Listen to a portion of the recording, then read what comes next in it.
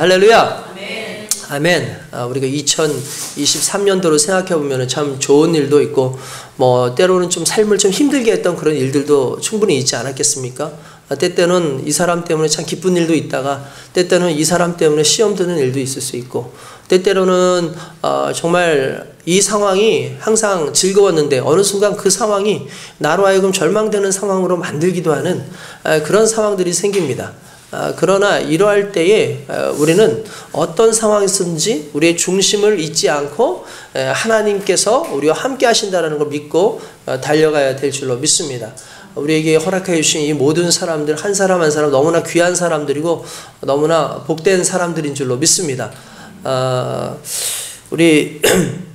제가 무슨 예화를 들다가 가끔씩 이제 청년과 대화를 했다 이런 얘기를 하면 끝나고 나면 모두가 다 우리 서정모 형제를 쳐다본대요. 그러니까 어떤 청년이랑 같이 대화를 했는데 이랬다 그러면 끝나고 나서 형이야? 이렇게 물어보기도 하고 너냐? 이렇게 얘기를 하기도 한다는 거예요. 가끔씩 억울해요. 제가 좀 안 좋은 거와 관련돼 가지고 얘기를 했는데도 사람들이 형이지? 이런다는 거예요. 그래서 우리 교회에 형제가 서정모 형제만 있는 게 아닌데 얼마나 이렇게 설교에 많이 나오면 나중에 목사라도 되려고 그러나 이 정도로 설교에 자주 등장하는 이 모습들이 있죠. 어쨌든 정모 형제의 영향력이 그만큼 큰 거 아닌가, 그만큼 저하고 대화를 많이 하는 거 아닌가. 그러니까 대화를 많이 하면 많이 할수록 어떻게 보면 제 지식이 많이 이렇게 가지는 부분도 있고 저의 인사이트, 제가 바라보는 어떤 시선 이런 것들도 많이 좀 가져가는 것 같아요. 뿐만 아니라 가끔씩은 제가 생각하지 못했던 것도 상당히 많이 가지고 있는 모습들을 발견해요. 제가 이번에 회의를 하다가 우리 정모 형제가 아주 좋은 얘기를 하나 해가지고 제가 이 이야기는 참 좋다라는 생각을 했는데 이제 사람이 여러 종류의 사람들이 있지 않습니까? 그러면은 이제 우리는 이왕이면은 좋은 것들을 이야기하고 긍정적인 것들을 이야기하는 사람들에 대해서 상당히 좋아하고 그런 사람들이 주변에 있으면 좋겠다라고 생각을 하잖아요. 근데 이제 우리 정모 권찰님이 그런 얘기를 하는 거예요. 긍정적인 사람은 비행기를 만들고 부정적인 사람은 낙하산을 만든다. 그 이야기를 하는 거예요. 참 좋은 말인 것 같아요. 그러니까 유튜브에서 봤나? 어쨌든 어디서 봤는지 아니면 근데 그걸 기억하고 있다는 것도 상당히 참 좋은 것 같은데, 긍정적인 사람은 비행기를 만들어서 어떻게든지 하늘을 날 수 있는 것에 대해서 만들지만 우린 부정적인 사람 대해서는 그 사람이 안 좋게 얘기할 거 이렇게 얘기지만 그런 사람들은 오히려 떨어졌을 때 추락하는 것에 대해서 예비를 하고 낙하산을 미리 준비하는 그런 사람들이다라는 이런 얘기 아닙니까? 그러니까 이 이야기를 들어본다면 세상에 불필요한 사람은 없어요. 우리 삶 가운데에서도 하나님께서 나로 하여금 정말 행복하고 늘 즐겁게 하는 사람이 있는가 하면 나로 하여금 근심하게 하기도 하지만 나로 하여금 기도하게 하는 사람들도 있다는 거예요. 그런데 하나님께서는 그러한 사람들을 적절히 우리 삶 가운데 두셔서 우리의 밸런스를 만드시는 거죠. 그 삶의 밸런스를 만드시는 거예요. 너무 이제 위쪽으로도 가지 않고 아래쪽으로도 가지 않게 하시는 이런 부분들 있지 않습니까? 근데 또 정모 형제한테 그래서 너는 어떤 식이냐 하니까 나는 비행기도 만들고 나는 이제 낙하산도 만든다. 그래서 나는 좋을 때도 있고 안 좋을 때다 보니까 갑자기 우리 문규 형제가 하는 소리가 그건 조울증 아니냐. 좋았다가 나빴다가 맨날 맞다가 반복하면 되겠느냐 이렇게 얘기를 웃으면서 이렇게 재미있는 그런 이야기를 했었는데, 어쨌든 여러분 삶의 모든 부분이 하나님 은혜입니다. 그래서 하나님께서는 긍정적인 부분을 나에게도 주셨지만 내게 부정적인 어떠한 그런 삶의 모습이 있다 할지라도 그것을 통해서 조심하게 하고 그것을 통해서 기도하게 하시는 그 하나님의 뜻이라고 믿고 그렇게 사시기를 원합니다. 이 모든 상황 속에서도 우리가 잊지 않는 것이 하나 있죠. 그것이 뭐냐면 우리의 삶의 예배예요. 할렐루야. 여러분, 우리 믿는 사람들은요, 특별히 어떤 상황에서만 예배해라, 어떠한 시간에만 예배하라 라고 말씀하지 않았습니다. 하나님께서는 날마다 우리에게 예배를 요구하셨고 너희가 좋은 일이 있든 좋지 않은 일이 있든 기쁜 일이 있든 슬픈 일이 있든 그것과 상관없이 하나님을 예배하는 삶을 살라고 그렇게 말씀을 하셨다는 거죠. 그래서 오늘 저와 여러분들은 그러한 믿음을 가지고 이 자리에 나온 줄로 믿습니다. 뭐 오늘 비가 오든지 뭐 날이 굳든지 그거와 상관없이 오늘은 우리는 이 자리에 와서 예배를 드리죠. 이 예배를 드린다는 것 자체가 결국 우리의 정체성을 드러내는 것이다 라고 얘기를 했었죠. 왜 그렇습니까? 예배는 아무나 드리는 것이 아니라 하나님을 아는 자가 드리는 것이고, 예배는 하나님을 경외하는 자가 드리는 것이고, 예배는 하나님이 나의 모든 것이라고 믿고 그분이 나의 주인이고 왕이라는 걸 믿는 사람이 드리는 거예요. 그러니까 예배를 드리는 저와 여러분들은 오늘 이 자리에 올 때 우리의 마음가짐이 다를 거라는 거죠. 제가 하나의 마지막 주 설교를 무엇으로 할까라는 고민을 상당히 많이 했습니다. 그래서 이왕이면은 뭐 좀 지난 일들에 대해서 한번 회고를 하면서 하는 그런 예배를 좀 설교를 한번 해볼까라는 생각도 해보겠는데, 오히려 가장 기본적인 우리 삶 속에 있는 그 예배에 대해서 조금 더 집중할 필요가 있겠다라는 생각을 했어요. 왜냐하면 우리의 삶은 예배로 시작해서 예배로 끝나는 것 아니겠습니까? 결국 저와 여러분들의 2023년도 시작도 예배로 시작했었고 끝도 하나님 앞에 지금 예배로 또 맞춰지는 그 상황. 송구영신 예배가 예배로 시작하면서 또 송구영신 예배가 또 예배로 끝나지는 삶이잖아요. 그러니까 결국 처음과 시작이 예배로 드려진다면 과연 정확한 예배는 무엇인가? 우리가 무엇을 예배드리는 것이고 어떤 자세로 예배를 드려야 되는가에 대한 좀 깊은 사고가 있어야 될 줄로 믿습니다. 할렐루야. 적어도 예배에 대해서 저와 여러분들이 항상 좀 기쁜 마음으로 드렸으면 좋겠고, 오늘 또 저녁에 있는 송구영신 예배도 모두가 함께 참석해서 꼭 예배를 드리시길 원합니다.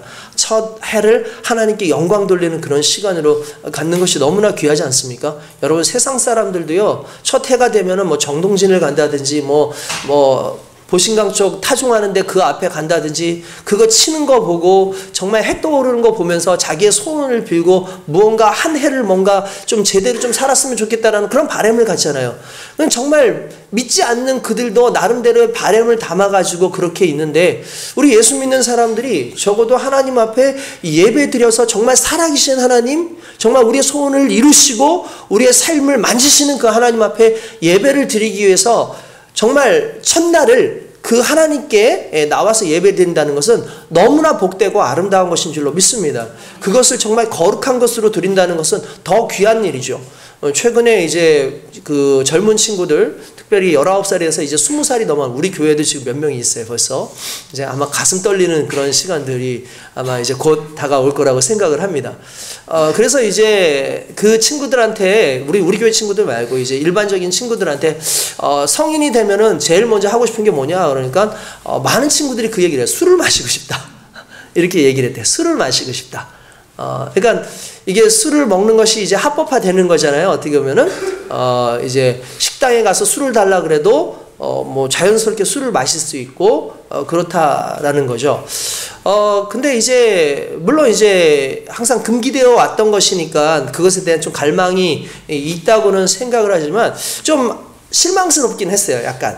왜냐하면 내가 성인이 되어서 제일 먼저 하고 싶은 것이 술 마시는 것으로 시작된다는 것이 좀 씁쓸한 거예요. 이게 정말 마음이 씁쓸한 거예요. 그래서 왜 술을 마시고 싶을까? 사람들은 이제 반대급부가 항상 있잖아요. 하지 마라 하면 그걸 하고 싶은 마음들이 자꾸 생긴단 말이에요. 특별히 술을 악한 것이다, 나쁜 것이다 라고 얘기하기보다는 술로 인해서 파생되어지는 것이 좋은 것보다 좋지 않은 것이 많다 보니까 악은 그 모양이라도 버리라는 그 말씀 때문에라도 우리가 좀 주의하고 조심하는 부분이 없지 않아 있죠. 가끔씩 그런 생각을 해봐요. 우리가 이제 왜 술을 마시느냐 하면 이런 의식들이 있는 것 같아요. 솔직히 우리가 성인이 돼가지고 술을 마실 수 있다는 건 쉽게 얘기하자면 이런 내용이잖아요. 이제는 술을 먹는다고 해서 그걸 법적으로 처벌하지 않겠다. 그죠? 법적으로 처벌하지 않겠다. 술을 마신다고 해서 그걸로 인해서 너에게 어떤 제재를 주지는 않겠다라는 내용이에요. 근데 우리는 뭘로 착각을 하냐면 20살이 되었으니까 이젠 술을 먹어라.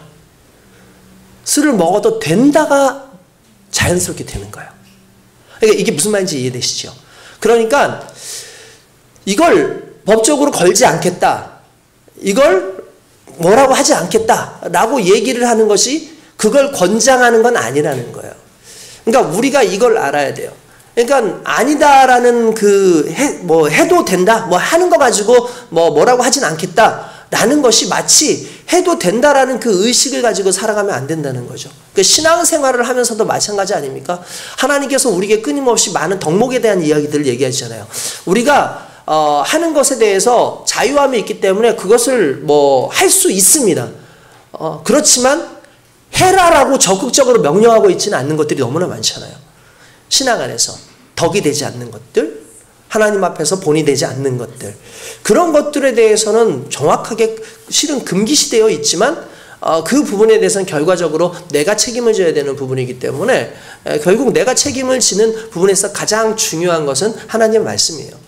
내가 과연 하나님의 말씀을 기준으로 해서 살아가고 있는가? 하나님의 말씀을 기준으로 해서 내 삶을 제어하고 있는가? 이것이 결과적으로 저와 여러분들에게 가장 중요한 것이고, 예배라는 것도 결국 그런 거예요. 내 삶의 영역에서 과연 어느 영역까지 내가 나아갈 수 있는가? 내가 어느 영역까지 또 하나님 앞에 나아갈 수 있는가? 내가 어느 영역까지 하나님 앞에 나의 삶을 드릴 수가 있는가가 실은 예배가 주는 하나의 가장 큰 힘이고 하나의 잣대와 같은 그런 역할을 하는 거예요.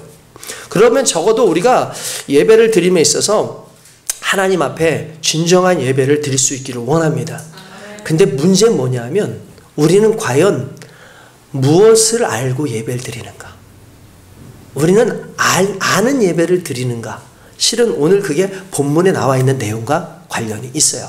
오늘 본문 내용은 우리 너무나 잘 아는 말씀이고, 올 한 해에 제가 연초에 한번 했던 설교에 이 본문으로 설교를 했었던 적이 있었습니다. 그러니까 여러분도 혹시 기억을 하시는지 모르겠지만 우리가 잘 아는 대로 예수님께서 사마리아로 이렇게 지나가시는 그런 상황이 있었습니다. 갈릴리에서 예루살렘으로 가는 길이 있는데 실은 사마리아를 통과하면 가장 자연스럽게 빠르게 갈 수 있습니다. 근데 이스라엘 사람들, 특별히 유대인들은 사마리아를 잘 지나가지 않습니다. 사마리아라고 하는 동네 자체를 상당히 타부시하고 좋아하지 않아요. 그 이유가 뭐냐면 사마리아에서 살고 있는 사람들은 말 그대로 이방 종교를 섬기기도 하고, 그리고 원래 이스라엘 백성이었지만 과거에 아시리아가 점령을 하면서 이방 사람들하고 이 이스라엘 사람들이 결혼하는 바람에 좀 혼탁한 피가, 그 당시로 말하면은 좀 그런 피가 되어버리는, 정통성을 잃어버리는 어떤 그런 지역이 됐죠. 그러다 보니까 오히려 사람들이 이방을 가는 것보다 더 안 좋게 보고 그 사람들을 이제 좋지 않은 눈으로 계속해서 바라봐요. 그래서 이들에겐 구원이 없다, 이들은 이방인과 같다, 그래서 이 지역을 지나가는 것은 마치 이방을 지나가는 것과 같아서 부정하다라고 생각을 하고 사람들이 그 사마리아를 잘 지나가지 않았습니다. 그러나 우리 예수님은 누굽니까? 우리 예수님은 그러한 세상의 편견이나 사람들이 말하는 것에서부터 자유로우신 분이었어요. 왜냐하면 예수님 자체가 유대인만을 위해서 구원하기 위해서 오신 분이 아니라 사마리안도 구원하고 이방인도 구원하기 위해서 오신 좋으신 하나님이기 때문에 그분은 어느 곳이든지 가셔서 그들에게 복음을 주시고 그들을 생명으로 이끄시는 좋으신 하나님이십니다. 그렇기 때문에 예수님께서는 사마리아를 피해가지 않으시고 사마리아를 지나서 가는 그런 상황에 있죠. 사마리아 자체도 상당히 어떻게 보면 사람들한테 문제가 되는데 실은 예수님한테는 더욱더 문제가 되는 한 여인을 만나게 되는 사건이 일어납니다. 지난번에도 말씀을 드렸었는데 기억하시나 모르겠습니다. 한 여인이 예수님이 우물가에 걸터 앉아 있는데 나옵니다. 그 여인이 나온 시각에 대해서 잠깐 좀 살펴볼 필요가 있는데, 그 여인이 나오는 시각은 일반적으로 이스라엘이라든지 이런 나라는 상당히 덥습니다. 그래서 이 급격한 기온차가 있기 때문에 낮에는 웬만하면 활동을 하지 않아요. 대부분 언제 활동하냐면 아침 일찍 활동을 하든지 아니면 오후 저녁 다 되어서 좀 선선한 그때쯤 사람들이 왔다 갔다 해서 낮에는 실제로 그렇게 크게 일도 많이 하지 않습니다. 낮에는 자꾸 쉬어요. 그런데 이 여인이 온 시간이 몇 시냐면 말 그대로 딱 12시를 기점으로 한 그 시간대쯤이라는 거죠. 가장 더울 그 시기에 이 여인이 왔어요. 다른 사람들은 오지 않고 다른 사람들은 아침 일찍 오든지 아니면 저녁 선선할 때 오는 그 시간인데 이 여인만큼은 그 시간에 와가지고 물을 기르러 왔다는 거죠. 그건 이 여인이 분명히 사람들과 마주치는 것이 불편한 사람이라는 것을 의미하는 거예요. 왜 이 여인이 마주치는 것이 불편했을까에 대한 전체적인 기록은 안 나와 있지만 그러나 우리가 유추해 볼 수 있는 몇 가지 내용이 있었어요. 그 중에서 하나가 뭐냐면 예수님께서 그에게 말씀을 하시는 겁니다. 너에게 남편이 여럿이 있다. 남편이 여럿이 있는데 지금 살고 있는 그 남편도 실은 네 남편이 아니다 라는 얘기를 해요. 그래서 이 여자가 깜짝 놀랍니다.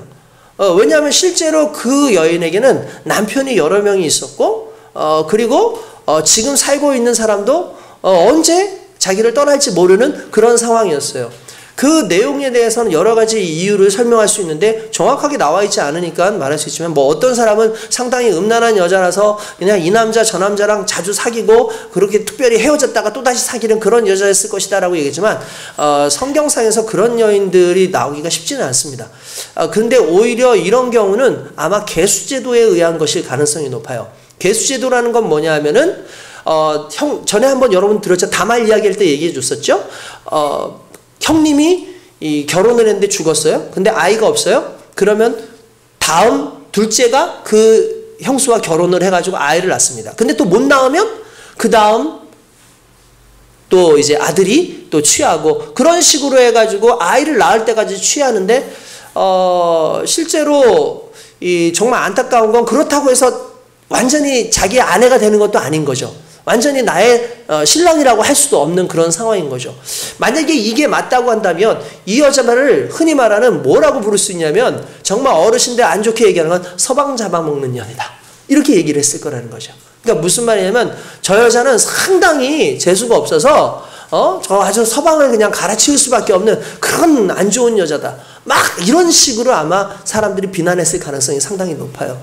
그러다 보니까 사람들을 만날 때마다 그 바라보는 시선도 상당히 좋지 않고 뭔가 불편하죠. 그러니까 그 더운 날임에도 불구하고 어쩔 수 없이 그 아주 그냥 땡볕이 내려치는 그 정오에 그곳으로 가서 물을 기를 수밖에 없는 상황인 겁니다. 그러니까 그 여인이 와서 물을 기르려고 합니다.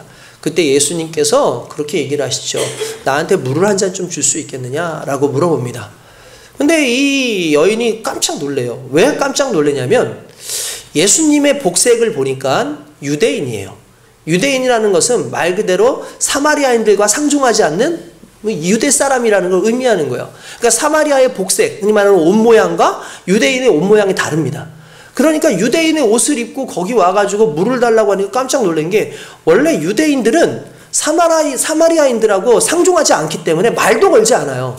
근데 물을 한 잔 달라고 그렇게 얘기를 하는 거죠. 그러니까 이 여인이 신기하게 보면서 간단하게 보면 제가 누군데 내가 누군 줄 알고 그렇게 얘기를 하려고 그렇게 얘기를 하시느냐라고 이야기를 하죠.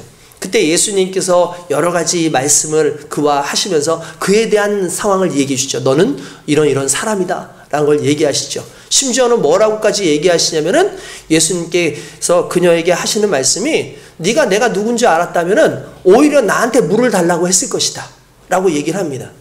그러니까 이 여인이 그게 무슨 물인데요? 그러니까 영원히 목마르지 않는 그러한 물을 너에게 줄 수 있다 라고 얘기를 합니다.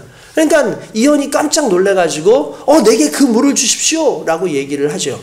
예수님께서는 말씀하신 그 물은 말 그대로 내 안에서부터 나타나는 생명의 성령의 샘물을 의미하는 것이에요. 그래서 그리스도 예수가 곧 생명의 생물이심을 의미하는 것입니다.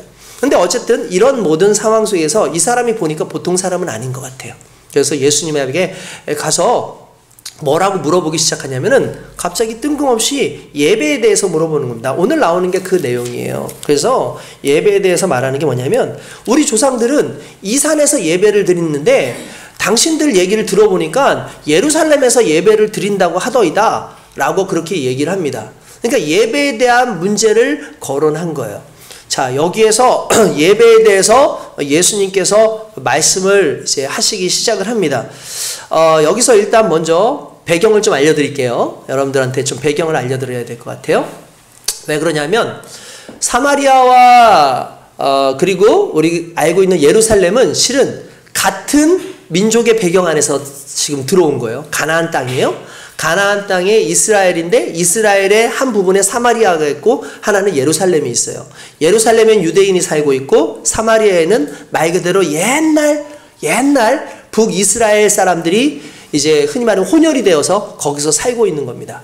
그러니까 이제 내려오는 그 길 라인에 무슨 이야기가 있냐면 거기에 산이 하나 있었어요. 이스라엘 백성들이 출애굽을 해가지고 가나안 땅을 건너 딱 오는 그 순간에 하나님께서 뭐라고 말씀하시냐면 산이 두 곳이 나오는데 하나는 그리심산이고 하나는 에발산이에요. 그리심산에서는 축복의 말씀을 선포하셨고 에발산에서는 저주의 말씀을 선포해요. 그러니까 그리심산에서는 축복의 말씀을 선포하고 에발산에서는 저주의 말씀을 선포했는데 그러다 보니까 그리심산이 상당히 중요한 산인 건 맞아요. 그러나 성경에는 뭐라고 말씀되어 있냐면은 이 그리심산이나 에발산이 아니라 이 예루살렘 그 시온산에다 하나님께서 성전을 만들겠다고 말씀을 하셔요. 그런데 이 사람들은 그 말씀을 몰라요. 사마리아 사람들은. 그러니까 뭐라고 생각하냐면 예배를 드려야 되는 것이 과거 때부터 내려오는 것이 다 이쪽 산인 줄 아는 거야. 그리심산인 줄 아는 거야. 이유는 간단해요. 어떻게 된 것이냐? 여러분 다시 한번 좀 거슬러 올라가 볼게요. 우리 역사 공부 좀 합시다. 다시 한번. 자, 다윗이 왕이 됐죠. 그래서 이스라엘을 통일시켜요. 그리고 난 다음에 다윗의 아들 누구? 솔로몬. 솔로몬이 영토를 넓혀요. 엄청나게 영토를 넓혔어요. 그리고 나서 솔로몬이 죽을 때쯤 됐을 때 솔로몬의 아들이었던 르호보암이라고 하는 왕이 있어요. 그 왕에게 이제 왕위를 물려줘요. 그런데 여러분들 한번 물어봅시다. 이스라엘은 몇 지파로 되어 있어요? 12지파예요. 12지파 다 외울 수 있는 사람. 외울 수 있잖아요. 그죠? 외울 수 있잖아요. 시키진 않을게요. 자, 어쨌든 다 외울 수 있잖아요. 외울 수 있는 거 알아요, 제가. 예. 그런데 문제가 생겼어요. 솔로몬은 무슨 지파였을까요? 유다 지파예요. 다윗 왕도 유다 지파예요. 그러면 르호보암은 어느 지파예요? 유다지겠죠. 당연히 솔로몬의 아들이니까. 유다 지파가 간단하게 말하면 그 당시에 이스라엘을 거의 주름 잡고 있는 지파였던 거예요. 그죠? 그러니까 자연스럽게 손이 안으로 굽는다고 솔로몬이 이 유다 지파에 대해서 상당히 좋은 그런 혜택을 많이 줬던 것 같아요. 그런가 하면은 이 베냐민 지파라고 하는 지파가 있었는데 이 베냐민 지파는 어떤 지파냐면 다윗 왕이 왕이 되기 전에 실은 이스라엘의 첫 번째 왕이 있었어요. 누구죠? 사울 왕이에요. 사울 왕이 어느 지파냐면 베냐민 지파였어요. 그러니까 이 베냐민 지파가 사울 왕이 첫 번째 됐는데 하나님께서 이 사울 왕을 폐해버리시거든요. 그가 하나님 앞에 온전하지 못해서 순종하지 못함으로 폐해요. 그리고 다윗 왕을 세우는데 다윗 왕을 세우다 보니까 베냐민 지파에서는 사울 왕이 폐해짐으로 말미암아 기분이 좋아요, 안 좋아요? 안 좋죠. 그렇잖아요. 아니 그 이씨 왕조가 세워지면 왕씨 고려 왕조는 기분이 안 좋잖아요. 문규야 그래 안 그래? 그치? 이문규 잘 들어. 맨날 툭하면 말이야. 자기 무슨 그 효령대군 몇 대 손이라고 하고 말이야. 아주 그냥. 자, 어쨌든 간에 그렇게 베냐민 지파 사람들이 마음이 안 좋으니까 다윗이 끌어안아요. 베냐민 지파를. 그래서 나중에 베냐민 지파는 유다 지파 안에 이렇게 같이 소속이 돼버려요. 그래서 베냐민과 유다가 하나가 돼요. 그러면 자연스럽게 이제 남은 10지파가 있을 거 아닙니까? 10지파가 소외당하잖아요. 그래서 이 10지파의 장로들이 모여가지고 이 르호보암 왕에게 온 거예요. 그리고 난 다음에 이렇게 얘기합니다. 왕이시여, 내 말을 좀 우리 말을 좀 들어보십시오. 예전에 당신의 아버지께서 나라를 한참 넓히시고 그럴 때 우리를 얼마나 힘들겠습니까? 공역을 맨날 데려와가지고 노동일 시키고 세금 걷고 막 그러느라 힘들었는데 이제 당신이 왕이 되고 우리 지금 먹을 만큼 잘 먹고 잘 사니까 우리를 좀 편하게 좀 해주십시오 라고 얘기를 합니다. 그러니까 이때 만약에 정말 지혜로운 왕이었다면 그리고 정말 사랑이 많은 왕이었다면 어떻게 하겠어요? 그렇지, 수고했지.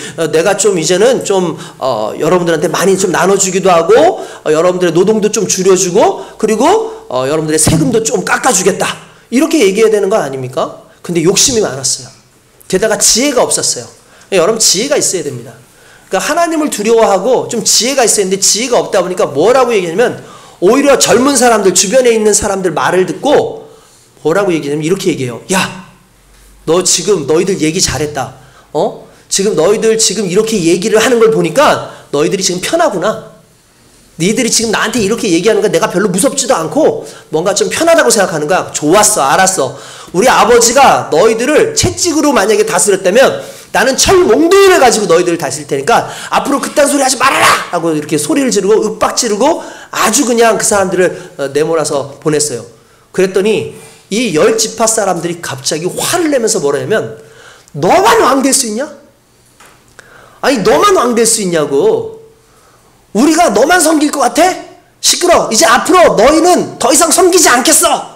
그러고 여로보암이라고 하는 한 사람을 왕으로 세워가지고 그 사람을 섬기려고 합니다.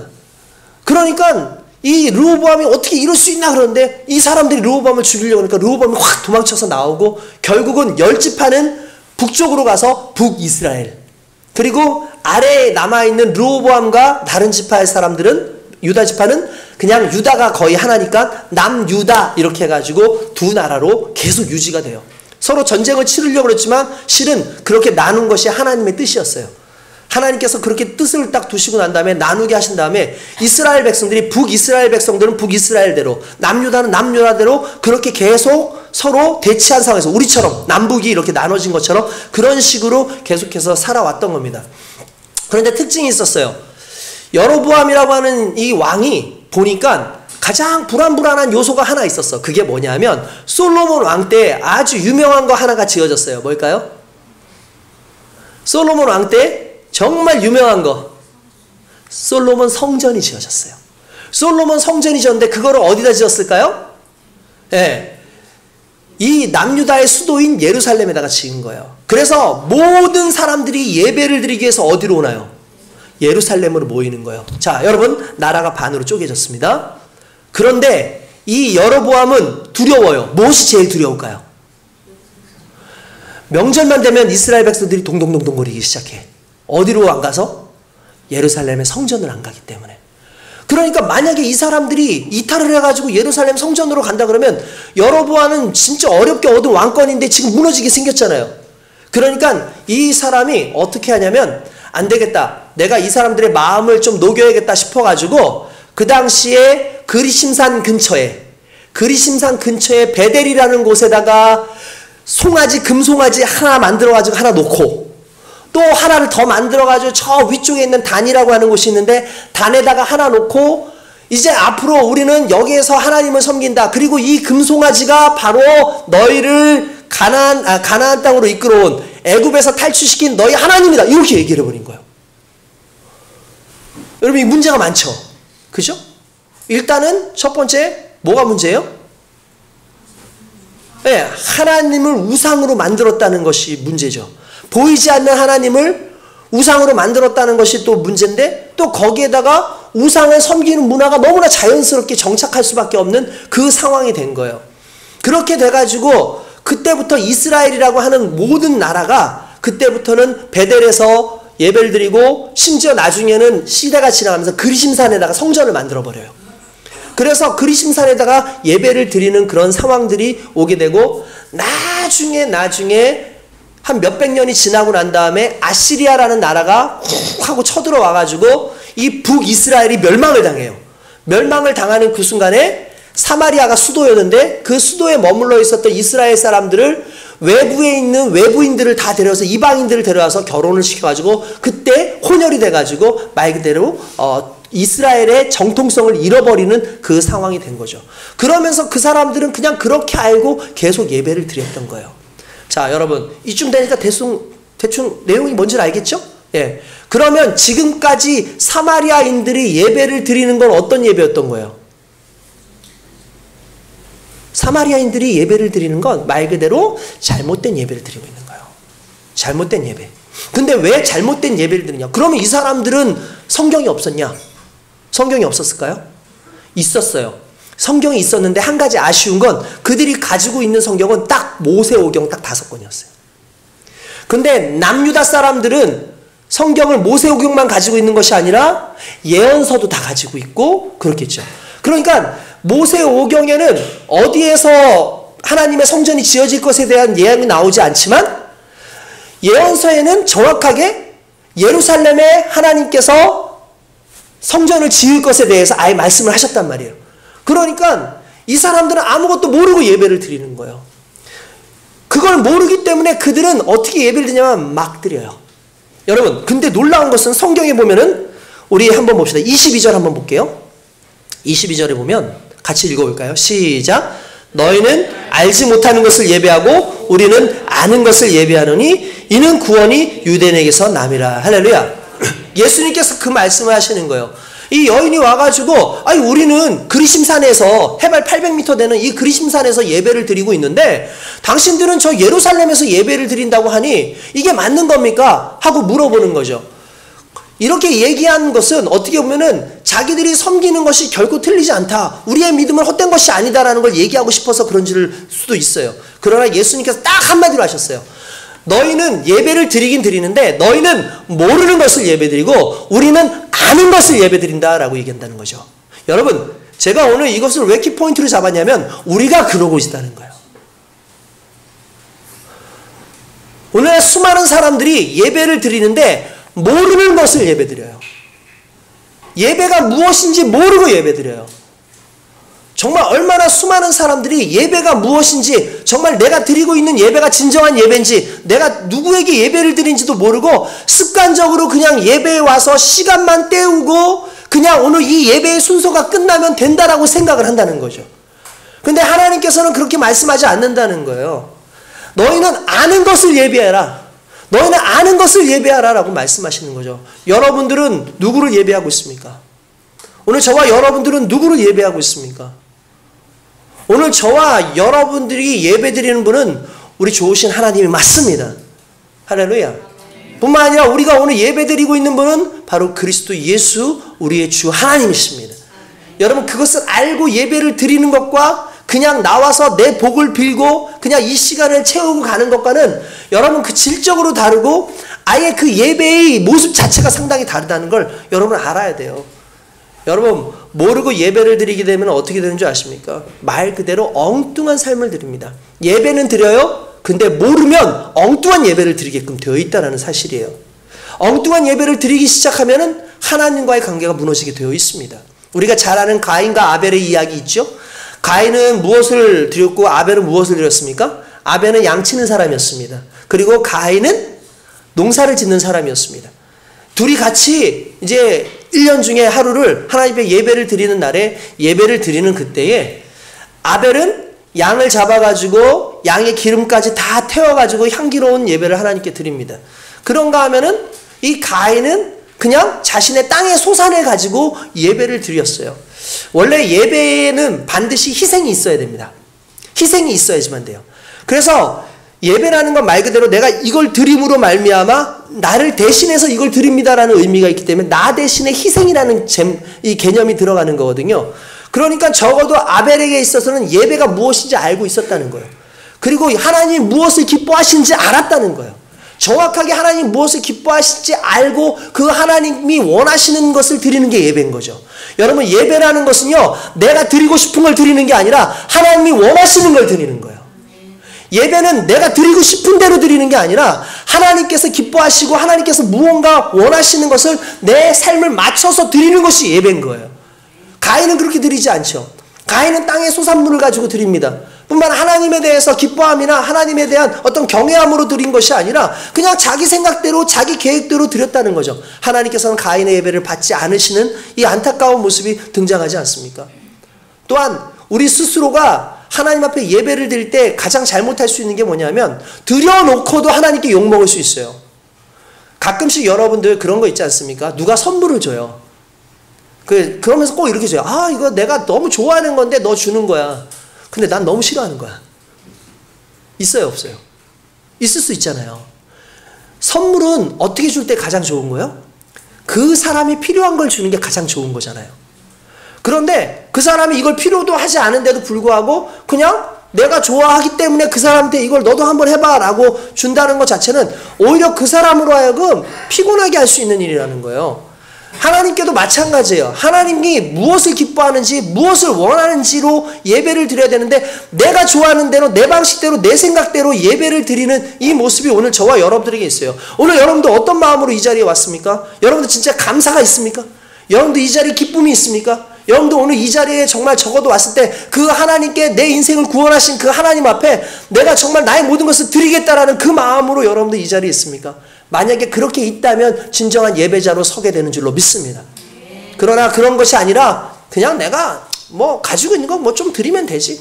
내가 그냥 뭐 시간 좀 남았으니까 좀 드리면 되지. 나 뭐 이렇게 해서 드리면 되지. 여러분의 방식과 여러분들의 시간으로 해서 하나님께 드려지는 것을 과연 하나님이 받으시느냐? 그렇지 않다라는 거예요. 그 대표적인 예가 두 가지가 나옵니다. 하나는 여러분들 이미 우리 지난번에 했었던 거 기억나십니까? 아론의 금송아지 사건. 모세가 보이지 않으니까 아론이 백성들이 와가지고 우리를 인도했던 그 모세는 어디 갔느냐, 빨리 우리를 인도할 신을 우리에게 빨리 만들어라. 아니 신을 만들래요. 신을 보여달라면 그냥 이해가 되는데 신을 만들어라. 그러니까 간단하게 말하면 이스라엘 백성들은 하나님을 몰랐던 거예요. 그래서 모세가 항상 하나님을 대신해서 뭔가를 막 요술처럼 마술처럼 막 이렇게 기적을 베푸니까 모세가 하나님을 만들 줄 아는 거야. 그러니까 아론에게 와가지고 너도 빨리 우리를 위해서 신을 만들어라 라고 얘기를 하는 거죠. 여러분 이게 우리의 모습인 거예요. 우리는 우리 마음대로 이렇게 하면 하나님이 기도를 들을 거라 생각해요. 우리가 이렇게 예배를 드리면 내 마음과 정성이 있었으니까 하나님이 들으실 거라고. 우리의 정성이 중요한 게 아니에요. 우리의 마음이 중요한 게 아니에요. 우리가 원하는 방식이 아니라 하나님이 원하는 방식으로 드리는 게 예배인 거예요. 여러분 우리는 자꾸 이걸 까먹고 살아요. 나 오늘 그래도 정성껏 예배 드렸으니까, 그래도 나 오늘 하나님 앞에 예물 잘 드렸으니까, 그래도 나 오늘 일찍 왔고 오늘 또 이렇게 해가지고 와서 예배 드렸으니까 하나님 기뻐 받으시겠지. 천만에요. 하나님이 원하시는 방식으로 하나님이 원하시는 그 상태로 하나님께서 기뻐하시는 것을 우리가 드리는 것이 그것이 진정한 예배라는 거죠. 그래서 우리의 삶의 예배를 요구하시는 거예요. 우리가 오늘 예배를 드리고 나서 세상 가운데 나가가지고는 여전히 세상으로 산다? 그러면 우리는 어떤 종교적 형식적 예배는 드렸지만, 제도적 예배는 드렸지만 삶의 예배를 드리지 않은 거예요. 그러니까 하나님이 원하시는 삶의 예배를 드리는 태도가 오늘 저와 여러분들에게 너무나 중요한 줄 믿습니다. 뿐만 그것이 아닙니다. 여러분 사사기 시대 때에는요 미가라고 하는 사람이 있었어요. 이 미가라고 하는 사람은 어느 날 어머니의 돈을 훔칩니다. 어머니의 은을 1000개를 훔쳐가지고 가져왔더니 어머니가 그 은을 없어진 걸 보고 어떤 놈이 내 은 훔쳐갔어, 이 빌어먹을 놈, 신이 너를 저주할 것이다, 막 이런 식으로 저주를 했어. 그 얘기를 들으니까 아들이 찔리잖아. 그래서 어머니 죄송해요, 이거 신은 제가 가지고 있었는데 어머니 드릴게 하고 다시 돌려주니까 갑자기 어머니가 생각해보니까 지금 뭐 했어요? 자기가 저주했잖아요. 그러니까 흔히 말하면 퇴퇴퇴 이거 한 거지. 퇴퇴퇴. 아닙니다 하나님 이거 아닙니다. 그러니까 뭔가 이거 좀 다시 돌이켜야 돼. 그러니까 어떻게 하냐면 이 사람들이 섬기는 게 우상이 아니에요. 다시 얘기할게요. 하나님을 섬긴 거예요. 분명히 하나님을. 그래서 근데 그 사람이 은을 가지고 은장세에게 가서 이걸 뭘 만들어 달냐면 이걸로 신상을 만들어 달라 그래요. 신상을 만들고 나서 에봇을 만들어요. 에봇이 뭘까요? 맞아요. 제사장이 입는 옷이에요. 그리고 에봇만 만든 게 아니라 드라빔을 만들었어요. 드라빔은 뭘까요? 요만한 우상이에요. 휴대용 우상. 가지고 다니면서 자기를 지켜준다고 하는 부적과 같은, 수호신과 같은 그런 거예요. 이걸 만드는 거예요. 그래 놓고는 자기 집에다 신당을 차려놓고 거기다가 미가가 그 신상을 세워놓고 제사를 드리는데 그 신상 이름이 뭘까요? 여호와 하나님이요. 맞아요, 틀려요? 틀리죠. 누구 마음대로 지금 한 거예요? 자기 생각대로, 자기 마음대로 신을 만든 거예요. 그리고 이렇게 얘기해요. 여호와 하나님. 그리고 심지어 뭐 어떻게 하는 줄 아십니까? 자기 아들 중에 하나를 택해가지고 제사장을 세워요. 여러분 이게 말이 됩니까? 말도 안 되죠. 아니 여러분 심지어 나중에 여로보암은 누구를 제사장으로 세우는지 아십니까? 거기에 그렇게 나와요. 재밌는 말이 나와요. 자원하는 사람. 자원하는 사람을 제사장으로 세워요. 우리 하나 착각하는 게 있어요. 하나님은 자원하는 심령을 원하십니다. 자원하는 예물을 원하십니다. 내가 기쁨으로 드리는 걸 좋아하십니다. 라고 하는 말은 좋아요. 그런데 제사장은 자원할 수 있는 사람이 하는 게 아니라 누가 하는 거예요? 정해져 있어요. 레위인, 아론의 반차를 쫓는 제사장만이 제사장이 될 수 있어요. 그 말은 무슨 말이냐면 성경에 기록된 대로 하나님이 원하시는 대로 제사장을 세울 수 있는 거예요. 그러니까 무슨 말이냐면 이런 거예요. 그 당시는 법도 없는 거야. 그 당시는 무지한 거야. 하나님에 대해서 무지하니까 하나님을 섬기는데 하나님과 전혀 상관없는 예배를 드리는 거예요. 하나님을 섬긴다고 하면서 하나님과 전혀 하나님을 알지 못해. 무슨 말입니까? 하나님을 모르는 거예요. 왜 몰라요? 말씀을 안 읽어요. 말씀을 몰라요. 왜 말씀을 안 읽어요? 말씀이 들어갈 자리가 없어요. 여러분들 지금 말씀 잘 읽고 계십니까? 여러분들의 생각이, 여러분들의 마인드가, 여러분들의 것이 오히려 말씀보다 더 가득 차 있어가지고 말씀 들어올 자리가 없으면 이런 식으로 여러분들도 막 섬기게 되는 거예요. 그러니까 사마리아 여인이 우리가 맞지 않습니까? 그러니까 아니다. 너희가 모르는 것을 섬기는구나. 우리는 아는 것을 섬긴다. 우리는 아는 하나님을 섬기고 있다라고 얘기를 합니다. 심지어 성경에는 뭐라고 되어 있냐면은 요한복음 17장 3절에 영생은 곧 유일하신 참 하나님과 그 보내신 자 예수 그리스도를 아는 것이니 이렇게 했어요. 할렐루야. 우리는 누구를 알아야 돼요? 영생의 주인이신 하나님 아버지와 영생의 주인이신 그리스도 예수를 알아야 돼요. 그러니까 우리가 예배를 드리는 그 예배의 대상이 누구라는 거예요? 바로 우리 하나님, 우리 인생 가운데 또 거하시는 그리스도 예수를 우리가 구주로 믿고 예배하는 것이 너무나 중요하다는 거예요. 할렐루야. 오늘 저와 여러분들이 그렇게 예배를 드려야 된다는 거예요. 그냥 나와가지고 오늘 목사님이 설교하시니까 설교 한번 잘 듣고 가면 된다라고 생각하는 게 예배가 아니라 정말 여러분들이 이 자리에 나왔을 때 적어도 살아계신 하나님께서 오늘 그리스도 예수께서 내게 구원을 주신 그 하나님께서 나를 사랑하시고 내 안에서 놀라운 역사를 일으키시는 그 하나님 앞에 나의 삶을 다 드립니다. 주님으로 모십니다. 철저한 무릎 꿇음이 있는 그 모습이 진정한 예배라는 것을 잊지 않으실 주님의 이름으로 축원드립니다. 이렇게 사마리아인처럼 아무것도 모르는 그 예배를 드리고 있는 이 모습, 이것이 하나님이 원하시는 것이 아니라 정말 알고 드리는 예배가 진정한 예배라는 거죠. 저와 여러분들이 그런 예배의 사람이 되기를 원합니다. 우린 적어도 정말 알고 예배를 어떻게 합니까? 그분을 경험해야 됩니다. 어떻게 알아야 됩니까? 그분을 말씀을 통해서 그분을 알고 그분이 내 삶 가운데 지배할 수 있도록 내 자리를 비워드려야 돼요. 가끔씩 우리가 예수님 보여주세요. 예수님과 함께하기 원합니다. 예수님이 주인이시면 좋겠는데 왜 난 예수님을 못 봅니까? 간단합니다. 여러분들이 주인이라서 못 보는 거예요. 여러분, 예수님이 여러분들과 함께 하시기 원해요. 예수님께서 여러분들 다스리길 원해요. 예수님께서 여러분들을 만나주길 원해요. 그런데 내가 거부해요. 내가 자리를 대어드리지 않아요. 내가 주님을 만날 마음이 없어요. 그래놓고 왜 주님은 나와 함께 하지 않으시냐고 그렇게 얘기하시고 있다면 그건 잘못된 것이죠. 우리가 진정으로 정말 깨달아야 되는 것은 그런 겁니다. 여러분, 우리가 모르는 것을 예배하는 경우가 상당히 많아요. 여러분 기억나십니까? 제가 예전에 한번 드렸던 말씀인데 카고 컬트라고 여러분 기억나세요? 카고 컬트? 남태평양에 수천 개의 섬이 있어요.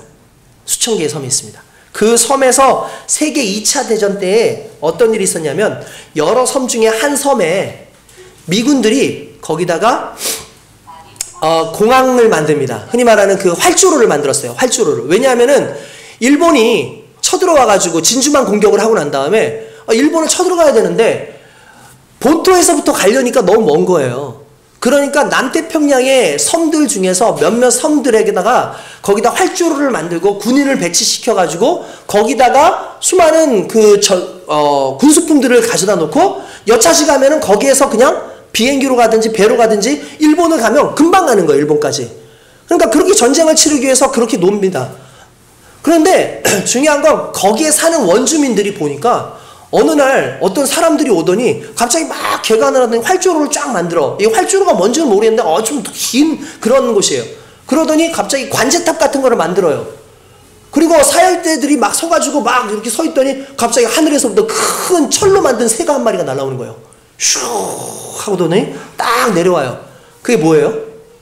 비행기겠죠. 비행기겠죠. 이 시대에 이 사람들은 거의 어떤 사람들이었냐면 말 그대로 이 사람들은 구석기 시대하고 똑같은 거예요. 그냥 자기네들끼리 막 살다 보니까 그냥 돌도끼 가지고 살고 막 그랬던 사람들이에요. 이런 문화를 몰라요. 문명을 몰라요. 그런 사람들이 그렇게 있는데 갑자기 철기가 탁 오더니 갑자기 새가 엉덩이 쪽에서 뭐가 문이 확 열리더니 그 엉덩이 쪽에서 수많은 기계가 나오고 막 화물 같은 게 막 나오는 거예요.